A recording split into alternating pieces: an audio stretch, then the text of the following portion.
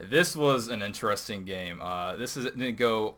I mean, it was a slugfest like I thought it was going to be, but not as poorly played as I thought it would be. To get straight into it, this game, in my opinion, is the definition of missed opportunities for the Seattle Seahawks. When you look at a lot of times when the Seahawks lose, not just this season but in seasons past, a lot of times the Seahawks are the better team, and everything as far as the stat sheet goes is in their favor. But what's not in their favor is just the missed opportunities. Right off the bat, you have Blair Walsh who missed 3 field goals.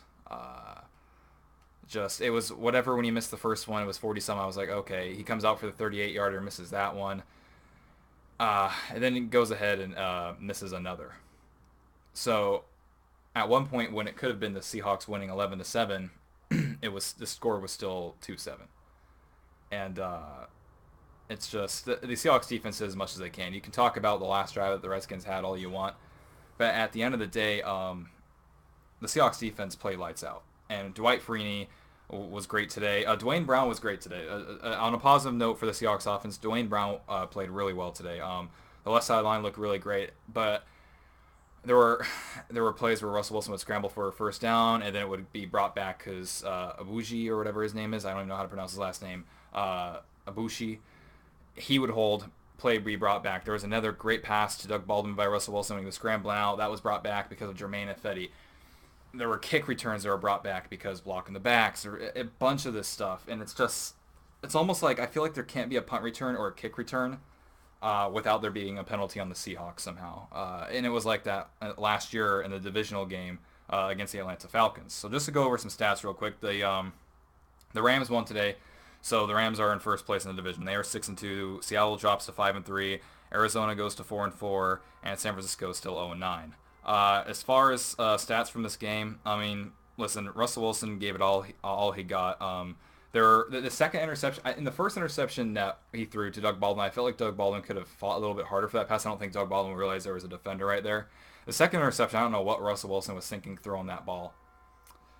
I don't. When you look at the replay, it's obvious that Russell didn't see him, but like it's just throwing across your body is never the greatest idea to do when you're a quarterback.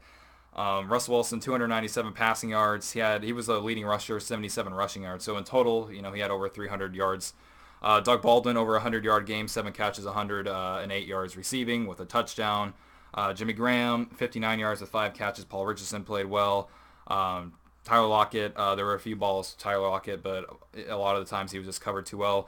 The running game looks okay. Actually, the running game wasn't too bad today, now that I think about it. Thomas Rawls, even though we were playing from behind, so we weren't able to just sit there and keep running the ball. But Thomas Rawls averaged 4.3 yards a carry. Let me just make sure how many carries he had. Thomas Rawls had 9 carries, 39 yards, so 4.3 average. I don't think the Seahawks have had a running back get 4-point-something average yards per carry since Carson went down. So the running game looked better in today's game, unfortunately, with Eddie Lacy getting injured early on and with the Seahawks playing from behind basically the entire game. We just weren't really able to stick with it. So the Seahawks lose this in devastating fashion. This is a game the Seahawks, in my opinion, really... because they're going to go... They play Thursday night this week. So in 4 days, the Seahawks are going to go right back at it. Let me just make sure where that is. I'm pretty sure they're facing the Cardinals. I'm pretty sure they're playing in Arizona. But just to make sure I got that right, let me just make sure where they're playing. Yeah, they're going to be playing in Arizona. And Arizona coming off a win today. Arizona's going to want to keep their season alive. Even though Carson Palmer's not playing, they're still going to be wanting to do as best as they can to stay within the divisional race. So they're going to try, and they're going to give us everything. And like I said in the prediction video, I knew Washington was going to come out and give everything they got. And you saw that. Washington's not known for having that great of a defense, but they came out and they balled. And they gave Russell Wilson a lot of trouble. But like I said, this game is the epitome, the definition of just missed opportunities. If you don't miss those 3 field goals, even if you just make one of those 3 field goals, we go to overtime. It's a different game.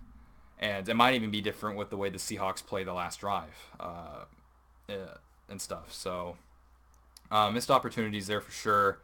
The 2-point conversion the first time when it was picked off and brought back, that was a terrible play call. I thought that was a stupid play call, and I thought it was a stupid throw from Russell Wilson. The second 2-point conversion was was better. It was this great defense on the Washington Redskins part. Other than that, the Seahawks dropped to 5-3. They won 4 in a row up to that point. Uh, the Seahawks. I would actually go to say that this next game coming up against the Cardinals is a must win because with the way the Rams are playing, and just a side note here, because I see a lot of people arguing about who the best defense of all time is in the NFL, and this is why I always say the Seahawks are the best. Not just the 2013 Seahawks, but this is the Seahawks have been playing at such a high level defensively since like from the end of the 2011 season all the way until now. I mean, when people bring up the Broncos and stuff, I mean the Broncos got murdered today, just absolutely murdered. And I was talking to someone at school about this the other day. I was talking to them how I think that Bobby Wagner is a better linebacker than Luke Kuechly, and I've been saying that for years. I haven't just been saying that after Bobby Wagner's last season. And people they don't believe me, but if you watch the Seahawks play, the Seahawks defense has got to be just like the best defense of like all time over like this stretch of 6 years here, just about. I mean, it's like it's absolutely insane how well they've been playing and how because today, like I said, the defense did their part today. Today it's on just the offensive line that would holding that would get the Seahawks back. It's on Blair Walsh, who decided to miss 3 field goals. I mean, if it wasn't for him missing 3 field goals, I'm not sure if the Seahawks really sit there and maybe go for 2-point. I mean, the Seahawks obviously lost confidence in the kicker, and at the very end there, I don't even think the Seahawks were trying to get into field goal range. I think the Seahawks were trying to score a touchdown, even before like the last Hail Mary attempt. I think the entire time the Seahawks were like, we're going to have to score here because we don't think that this dude over here, Blair Walsh, is going to make a single one. He missed 1 field goal all season coming into this game, and today he missed 3. So he is now 12 for 16 on the season after going into the game 12 for 13. So missed opportunities for sure. It'd be interesting to see what happens with Blair Walsh. I don't know if it's just a little blip on the radar or if if there's going to be some tryouts this week, but I'm not sure. There's a Thursday night game this week, so I'm not sure if there'll barely be much time. I'll make a preview probably coming up the day before the game on Wednesday just to make sure. But I don't want to make it too early because I want to make sure I have all the inactives and stuff like that when I make the video. But the Cardinals game this upcoming week, this is a must-win game. And the Seahawks were 5-3 in 2014, and they finished that season 12-4 and went to the Super Bowl against the Patriots. So it's not like 5-3 is the end of the world, but I mean, it sucks because the Seahawks should have won this game. And I mean, you look at the Tennessee game. There's a lot of stuff, and even in the Tennessee game, where you're like, oh, the Seahawks could have won that one too. And you look at the Green Bay Packers game, you're like, oh, the Seahawks could have won that one too. And that's like the craziest part about being a Seahawks fan is that you watch these games every week. It doesn't matter what these people at ESPN or Fox Sports say because us as fans watch these games every week, so we see what happens.